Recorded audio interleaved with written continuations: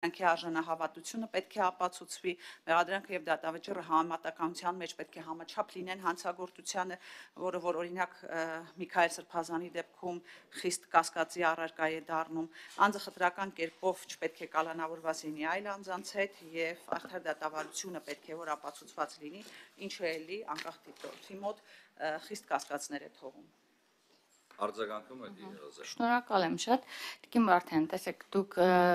հնչեցնում եք ձեր կարծիքը, հղում անելով նաև արդար դիտորդին, որ կասկածներ է հարուցում, բայց այս դեպքում պետք է հարցանագրենք, որ այս պահի դրությամբ որևէ փաստական հիմք չկա այդ մարդկանց համարել քաղբանտարկյալներ։ Բացի այդ հիշեցնեմ ձեզ, որ քաղբանտարկյալներ հիմնականում Հայաստանում եղել են 2008 թվականի մարտի 1-ից հետո ամենաշատը այդ ժամանակ է խոսվել քաղբանտարկյալների առկայության վերաբերյալ եւ վերջում էլ միեդի որոշումը բոլորիդ արդեն ծանոթ է, որ զոհերի մեծ մասի դեպքում Հայաստանը խախտել է նրանց հենց կյանքի իրավունք, հա, այսինքն այս դեպքում թույլ տվեք ասել, որ այսպես դիմահար կրակով այն ժամանակ է եղել հետընթաց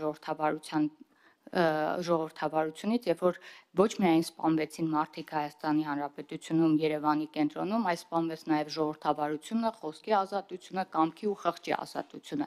Այդ ժամանակ է եղել ժողովրդավարական հետընթաց Հայաստանի Հանրապետությունում։ Բայց պետք է նշեմ, որ նախորդ նիստերից մեկում էլ նույն նմանատիպ ճգնաժամային իրավիճակների մասին խոսելիս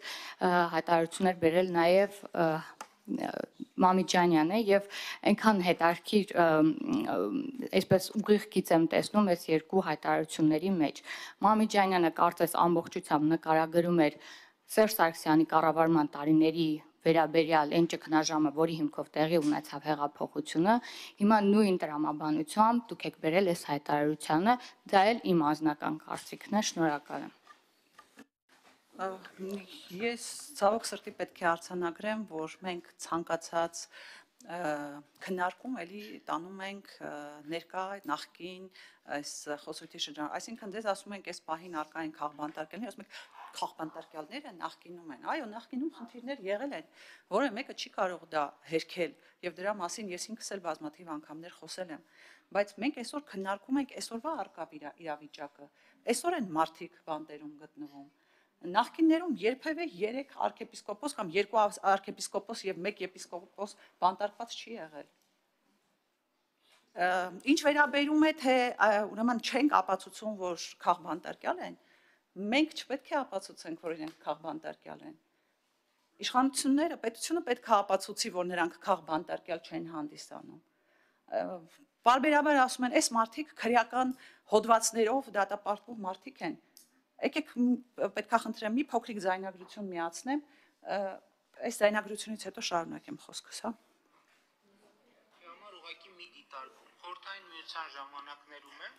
բոլոր քաղբանտարկյալներին դատել են խորհրդային միության քրեական օրենսգրքի հոդվածներով։ Այսինքն երբեք որևէ երկրում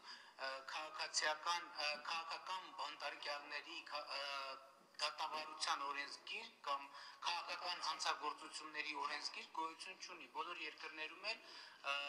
դատվում են քաղաքական բանտարկյալները քրեական հոդվածներով եւ այսօր էլ Հայաստանի իշխող կուսակցության բազմաթիվ հիմնադիր անդամներ դատապարտվել են խորհրդային միության քրեական օրենսգրքով նախատեսված հոդվածներով եւ այսինքն այս միակ դեպքն է երևի թե որ ես համաձայն եմ ձեր քաղաքական կուսակցության առաջնորդի հետ, որովհետեւ քաղաքական հետապնդման ենթարկվողները եւ քաղաքական դրդապատճառներով կալանավորվածները դատապարտվում են քրեական օրենսգրքով։ Այո, չկա որևէ այլ քաղաքական օրենսգիր, քաղաքական հանցագործությունների, քաղաքական դատավարությունների օրենսգիրք, որը որ այդ մարդիկ պետք է դատվեին, որ մենք համոզված լինենք, որ այդ մարդիկ ենթարկվում են քաղաքական հետապնդումների կամ հանդիսանում են քաղբանտարկյալ։ Բոլոր ժամանակներում այդպես է եղել եւ ձեր ժամանակ էլ է այդպես։ Այլ հարցեր Տիկին Վարդանյանի, խնդրեմ Տիկին Քլոյան։ Տիկին Վարդանյան, դուք հենց նոր այնպիսի մեղադրանքներ եք հնչեցնում, թե իբրև եւ ընդ պետության ինչպես ձեր ղեկավարն է շարունակ պետության դեմ մեղադրանքներ ու հնչեցնում, ասելով, թե պետությունն է մեղավոր, որ Հայաստանի վրա հարձակվեց Ադրբեջանը ներկայիս։ Հիմա էլ դուք նույնը մեղադրում եք նաև պետությանը, ասում եք միջազգային կառույցները, անգամ մեղադրելով միջազգային կառույցներին, ասում եք, որ միջազգային կառույցներն էլ են մեղավոր։ Այսինքն դուք հասկանում եք, բոլորը մեղավոր են, պետությունը մեղավոր է, իշխանությունը մեղավոր է, միջազգային կառույցները մեղավոր են նրանում, որ անգամ հաստատում են, որ Հայաստանում ազատ խոսքը այն աստիճանի, ըստ իրենց սանդղակի հասել է 34-րդ տեղում։ Եվ բոլոր այդ միջազգային կառույցների սանդղակներով մեր ժողովուրդը ժողովրդավարության բոլոր չափանիշները բարելավել է։ Սա մեկ։ Դուք անգամ ձեր քաղաքական թիմի ղեկավարը անգամ չի ընդունում, չի ճանաչում Միեդի վճիռը, որտեղ հստակ նշված է, որ այդ ժամանակվա իշխանությունն է մեղավոր, որ գնդակահարել է Երևանի կենտրոնում մարդկանց Եվ այդ մարդիկ զոհվել են, որովհետև իրականացրել են, պետությունը իրականացրել է այնպիսի գործողություններ, որի իրավունքը չի ունեցել, սա մեկ։ Դրանից հետո ձեր ղեկավարության ներքո եւ այդ ամբողջը եղել է շղթայաբար, հրամանատարներով, վերից ներքև, եւ որից հետո նաեւ ձեր ղեկավարի հրամանով շատ մարդիկ, պարզապես քաղաքացիներ, որոնք դուրս էին եկել փողոց, պահանջում էին արդարություն, ուզում են վերականգնել իրենց իշխանությունը Եվ դեմ էին այդ որոշումը, որ ընտրակեղծարարություն չի եղել, եւ տարել են մարդկանց դատել են։ Եվ այդ մարդիկ նստել են, եւ միջազգային կառույցները եւ Միեդը այսօրվա վճռով ասում է եղել է քաղ բանտարկյալներ։ Դուք հիմա ասում եք Միեդն էլ է սխալ, Միեդի վճռն էլ է սխալ, Միեդը ինչու է այդպեսի բան որոշել, քաղ բանտարկյալներ չեն եղել։ Ախր այդպես չի։